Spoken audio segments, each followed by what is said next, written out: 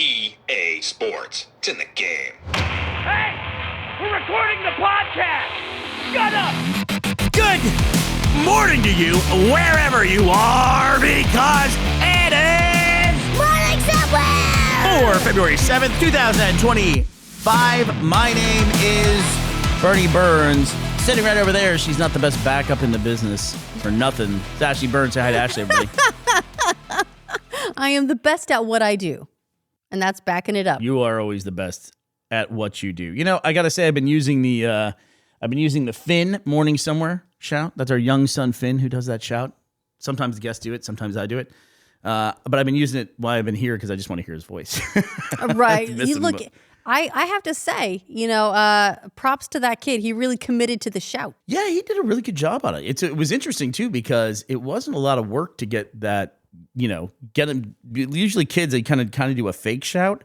I don't know how to put it, but like they have like a play shout they do, and it's like, no, I want you to really yell it like you're yelling it, and he just like took the direction. Man, nailed it. We're sitting on a gold mine here, Ashley. We should he could be the next Haley Joel Osment. We got to start exploiting that quick. Dude, I was watching a clip of Sixth Sense, and it's the end of the movie when, I don't know the name of the character, but Haley Joel Osment's character in Sixth Sense is telling his mom, Toni Collette, that he can see dead people. That scene is, for a kid actor, it's just incredible, man. That performance is wild. And she, matches him beat for beat. It's a great scene. It's the scene where they're in the car together and he's talking about his grandma. I was like, I had forgotten how good that scene is, man. I feel like there's got to be like a certain window, like when you get like a kid that can act and put themselves into these characters and really sell the acting and the whole experience and like get that, like when there's movies that depend on a kid being that good, when you find the kid that can do it, you need to capitalize on it because you don't have a lot of time where a kid is that kid, right? Like pretty soon, like they're going to become a preteen and then they're going to have a tween. And then guess what? Their voice is going to break unless you go the sort of like choir boy route, which nobody is recommended to do anymore. No. And, like you don't have a lot of time. So I feel like when you get that, like that little kid, everyone is hopping on that kid as quick as they can to get him through or her through as many roles as possible, as quickly as possible. And that's got to be both really exciting and really exhilarating, but also really wild and really difficult, which might explain why so many child actors come out the way they do. Is there a series that you watched that had a kid in it where clearly the kid was aging at seemingly an accelerated rate based on the timeline of the actual show itself? I mean, absolutely. I would just, to use a very recent example, I would say Stranger Things. Yeah. To me, the classic example of that is Walt from Lost, because he was just this super young kid, and then he's like almost like a full-grown man by the end of that series. They had to basically make him disappear into the woods in order for that character to be acceptable, and then he wanders out of the woods in the last season of the show, essentially. Although, look, it's not like Hollywood doesn't have practice using people that are way too old for young roles, like, 30, 40-year-old actors. For high school students, sure, why not? Did that color our growing perception of like what a high school student was like? Absolutely. But I can see why they did it. You love the show Community. I saw recently that Gen Z is now discovering Community, and the social media posts about it are like, why is everyone in this college class 40 years old? Like they thought they were trying to pull a fast one on them. Right. Like, you know what? Go watch any show or any film about university or high school anywhere from like 2010 and previous, right? And honestly, even past that, I would say like 2015 previous, everyone was in their mid-20s at least. They have to look older to me because, with usually what the themes are of any kind of high school movie or show, you don't want to watch actual kids acting out those scenes. You know what I mean? Yeah, I also have a theory about that, and that is that that if it's made for people of a certain age, right? Like let's say teens in particular, which is like what a lot of the shows are aimed at, right? Like that's where they want to appeal is, I don't know about you, but when I was like, let's say 17, I felt like I was grown up and I knew things and I was mature and it was awesome. And I was like very cosmopolitan, knew about stuff. By 17, I was not reading 17 magazine, which I don't even know if that exists anymore. But that was like a magazine. It was called 17 and it was for like teens. But honestly, the 17 magazine, that was for like 14-year-olds who want to act older, right? By 17, guess what I was reading? Fucking Cosmopolitan, right? Getting bad sex advice, right? Because that's why I was mature.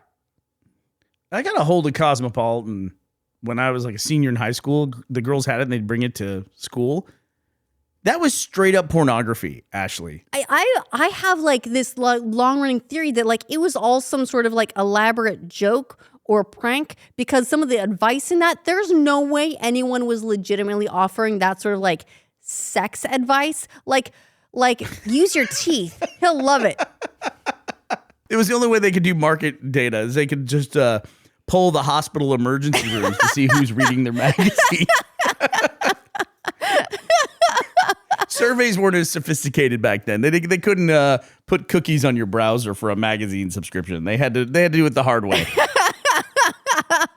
We know that this is what our circulation is looking like because guess what? We have medical data about how many circulations was just damaged. When the local healthcare officers are saying, please don't publish any more articles about what guys like in the bedroom, please, we would appreciate it. Right. Well, look, speaking of cosmopolitan and mature and exciting, guess what, Bernie?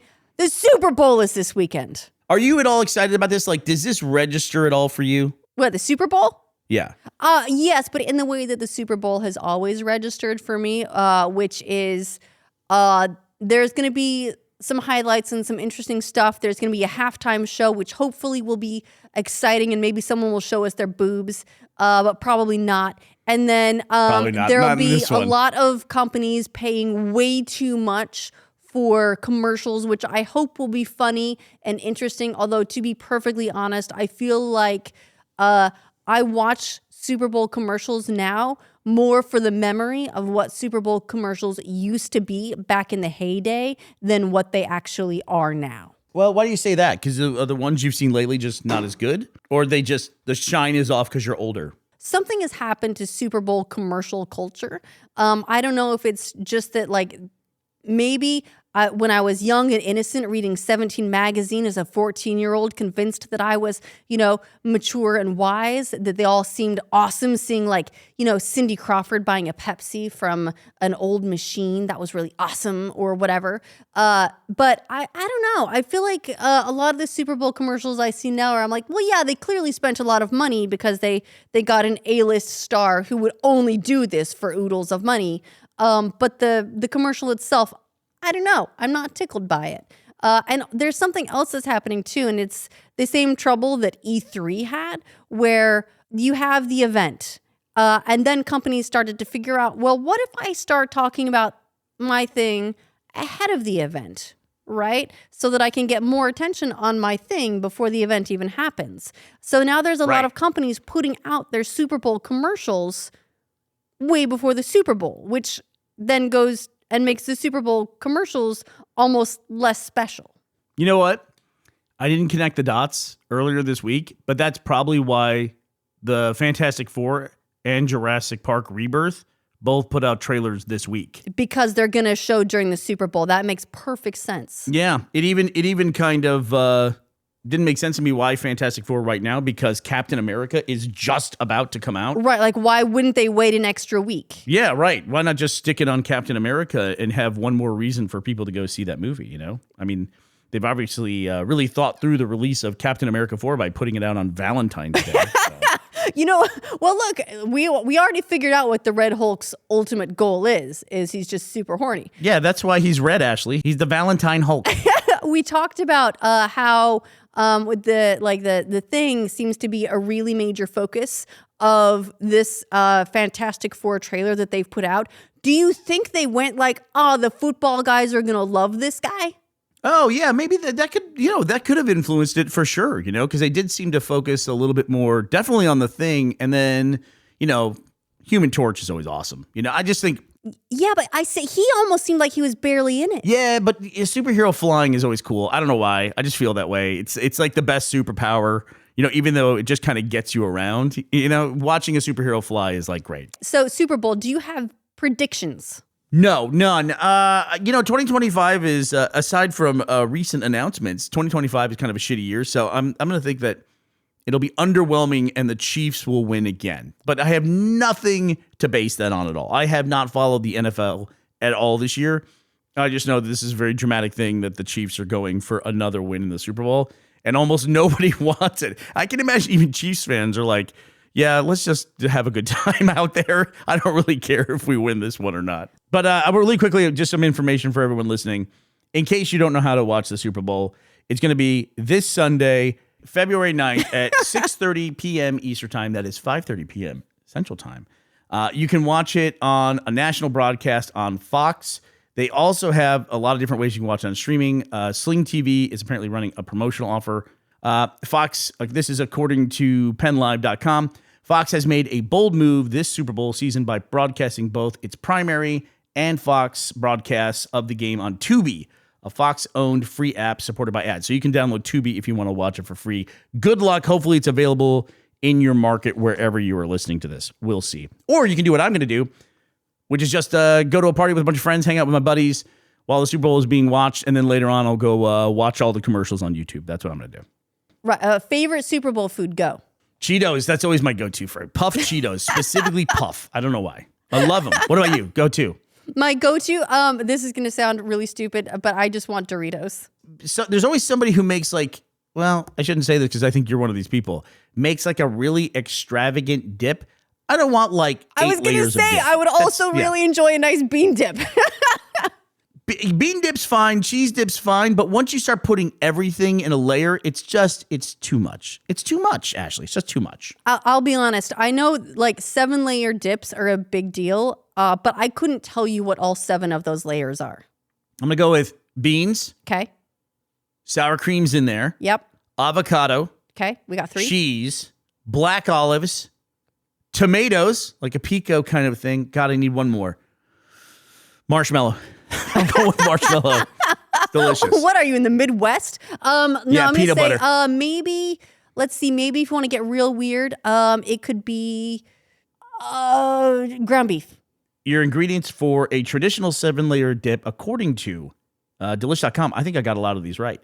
Refried beans, sour cream, guacamole, shredded cheese, salsa, lettuce was the one we were missing. Lettuce. And then tomatoes and black olives. Yeah. I would like to file a motion that we reduce 7-layer dip to 6 layers because I don't believe lettuce has a place in a dip. It's just nothing. It's basically just crunchy water, essentially, to me.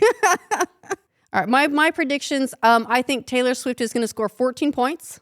Good call. Yeah, good call. And I think that the cameras are going to spend half their time on her wherever, like whatever box she's in, whatever, with her entourage.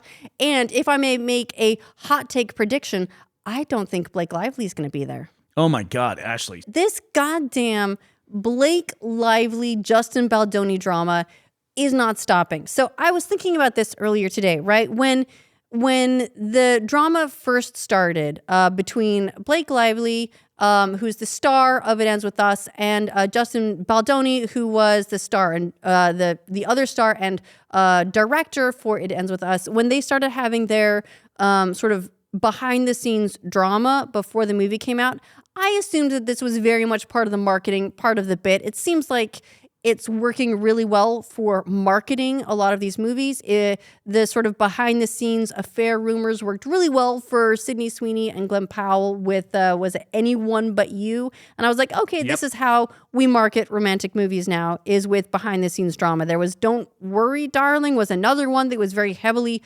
marketed or that got a lot of publicity because of behind-the-scenes drama. Can I just point out here, too, that this is not your fringe theory about marketing? Sydney Sweeney and Glenn Powell both came out and said that it was Sydney Sweeney's idea to lean into the affair rumors. Like, they admitted that they did it. And it worked. It worked great. And the thing is, it worked well with It Ends With Us. Also, that movie, it did $350 million at the box office, which, granted, is not exactly a Marvel film, but for a romantic drama, I think that's a pretty significant box office take. Would you agree? Yeah, but it made a lot of money at the box office, but is it now going to make more money in the courtroom with all the lawsuits that have been filed? Ashley, I'm so embarrassed to admit this. I wanted to have an accurate reporting of how, because there's a new lawsuit now. There's a firm in Hayes County, Texas, which is right next to us, that is now suing Blake Lively because she named them in a lawsuit implying that they ran a smear campaign against her. So they're suing her. So this is now a new $7 million lawsuit on top of the $400 million lawsuit that Baldoni filed against Blake Lively, on top of the lawsuit she's got against him, and then there's another PR firm. I wanted to be accurate in the total here, and so I had a spreadsheet going, and I was looking up articles to get the full total of how many lawsuits and what's the grand total that's going to court. And I thought, what am I doing? What am I doing with my time that I am tracking this? So I just gave up on it. The bottom line is it's about $500 million of lawsuits associated with people talking shit about each other. And the movie only made $350 million globally. The lawsuits are bigger than the goddamn movie. What is going on with this world, Ashley? Right. And the thing is, at this point, I feel like it's so far gone. No one is getting out of this clean. No one is coming out of this thing looking good. At this point, I'm not on anyone's side. I want them to all go jump off a cliff into water. I don't want them to hurt themselves. I just don't want to hear about it anymore. I would hope they all just get in a room and go, let's just drop all. This is bad for everybody. Like, it's seriously, you guys need to sit down. You need to talk this out. Please stop involving all the rest of us in this. I think I speak for just about everyone when I say we're very tired. You know, if he wants to win hearts and minds, Trump should pardon all of them, just like issue a blanket pardon. A presidential pardon, blanket pardon for the entire cast and crew of It Ends With Us. So none of us can hear about this ever again, and the nation can finally heal from this incredibly stupid drama. Look, we don't have time for this drama. We have so many new dramas to focus on. Bernie, Kanye West's naked wife at the Grammys or whatever. There's so many other things for us to focus on. Yeah, that was kind of a weird thing. That's weird in general, but somebody pointed out that, like, of everything that took place at the Grammys, the Kanye West's naked wife is the thing that everyone's talking about. Did you see that Will Smith kid, that he had a house on his head? Yeah, I saw that, which you know, for him, that does track. He's always been of a singular creative mind. You know, but it's hard to compete. Like, house on head is hard to compete with. That girl's nude. Yeah, that girl's naked. It'd be funny that you went all through the effort of putting a house on your head and nobody's talking about that. How does that fall into the background? The dude wearing a dollhouse on top of his head. And also, it's just insane. But if I may, I do feel like media outlets need to be called out a little bit here for this naked wife coverage, largely because she basically wore this big, like, fur coat onto the red carpet, right? And as they're on the red carpet, she turned around and she just dropped that thing. And I don't know, you know, I'm sure she spent a lot of time, like, working out or whatever to get ready for this big moment. But there's all these photos now online, of course, of the big moment with things like, they're very tastefully, like, you know, the boobs are blurred out. So you know she's nude, but you're not seeing the goods exactly. However, I was curious, right? Like, I was like, how naked did this lady get? Like, you know, were her bits, like, did she, like, get a topiary? Like, how much preparation went in to this particular, I don't know, performance art? And you know what they all do? They all censor her right there above the hips. They post the boobs, but they don't post even blurred the rest of the stuff. And I'm a little offended. You haven't seen the full photo? No. And I think she wasn't actually naked. I think she was wearing something that was incredibly sheer. All right. But Well, now I'm just was- disappointed because I feel like she should have gone for the Grammy shape. No, I mean it was enough to where it was like she was essentially naked. I think maybe they were going to try to get around some. People are asking for charges to be filed against her for indecent exposure, essentially at the Grammys, which can be a thing. It maybe not in the state of California, but there were some filmmakers, some pretty famous filmmakers, who got busted in 6th Street in Austin. And they got busted for urinating in an alley. And you're like, okay, that's not cool. And they were urinating in an alley, near the bars. Not cool. They probably got a ticket. But in the state of Texas, depending on how far they push it, that can also be indecent exposure, which then you have to register as a sex offender, on the list. Yeah, that's tough. That's a lot for peeing in public. That's a lot. So it's like, yeah, this is a stunt, and it's probably shocking and things like that, but should charges be filed? I don't know. It doesn't seem like what are we getting upset about, Look, I will just say that, like, I think it's ridiculous. And, the photos of, like, kids sneaking a peek on the red carpet at naked ladies is like, that's all. It's like, it's very sensational and it's understandable. I will say this. It's a lot more fun to talk about that than whatever this fucking lawsuit bullshit is. I agree. Here, I'll send this to you right now. I'm gonna copy this image and I'm gonna send it to you on WhatsApp. I'm gonna see live sneak peeks at naked ladies. There you go. That's her. Anyway, she's not even naked. I feel cheated. She is.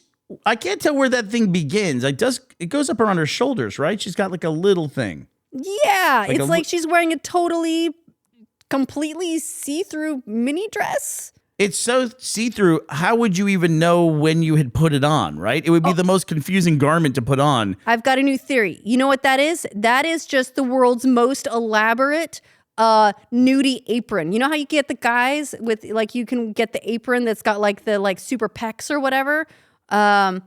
This is that, but a dress. It's not see-through at all. It just looks that way. The worst case scenario, you're never invited back to the Grammys. Oh no, the most boring thing ever, to sit there for 4 hours and watch people accept awards all day. Right, look, what she was trying to do, she managed to do, because we're talking about her.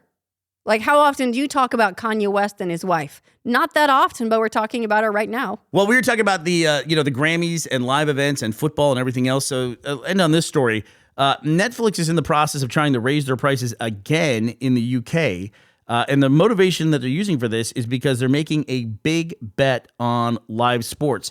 And we talked about this at the beginning of the start of this podcast, that in the year 2023, something like 96 out of the top 100 live television events for that year were all sporting events. And almost all of them were the NFL. And the only thing that was rounding out the 100 were Oscars, Grammys, Emmys, these live awards events. So those are always going to be there. So it makes sense that Netflix is trying to do this, but it seems like every time I turn around, Netflix is raising prices here or there. It does. I will also note, though, that we talked about this not that long ago, that Netflix was raising prices in the U.S., and a lot of these prices do look like they're sort of following the U.S. price increase for the U.K. So they're increasing the standard tier price by £2. The premium plan is going up £1. And then the ad-supported plan is going up by £1 as well. And that was the first time when we talked about this price increase for the U.S. That was like I think it was a $1 increase, and it's the first time they've increased prices for the ad-supported tier. So it looks like they're rolling out these price increases across other regions, and this is the UK's turn. Yeah, and I guess I have to correct myself a little bit. Most of the stories we've been reading in the last year have been more about them cracking down on password sharing, which is starting to affect us because I show up here and I have to make the decision, well, do I have to shut off y'all's Netflix over in Scotland while I'm here?